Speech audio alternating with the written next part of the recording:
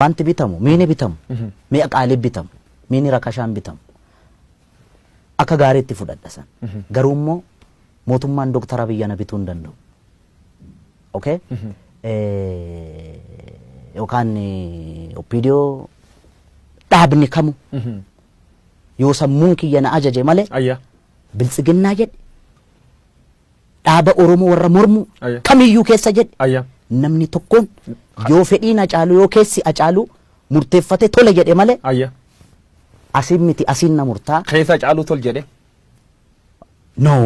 akkamitti tol jedha warri biltsiginnaani gadi baanii Hacaaluu binnee turre agriimantii akkasii waliin qabna akka inni afaaniin hin dubbanne kana goone irra jedhanii gadaa baanii haa dubbatan har'as borus warra mootummaa biyya bulchuu miti bar warra mormutti illee qeequudha duubatti naman deebine namummaan Doktara Abiyyi isa biteera naan jedhe inni faddaala ture jidduutti dallaala ture parsantii meeqa argate gaafa na gurguru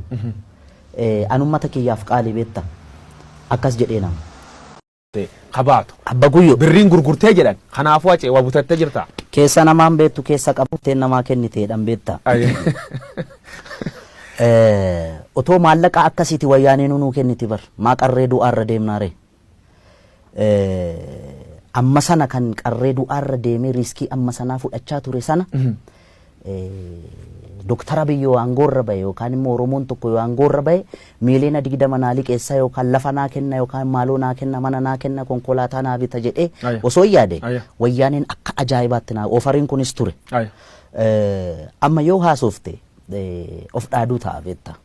garuu immoo ijoolleen ragaa baatu jirti bara wayyaaneen jirtu daninnatiin manallee natti agarsiiste konkolaataallee natti agarsiiste kaan burraayyuutti kantiibaatti dhaqaati maaloo godhaafi jedhame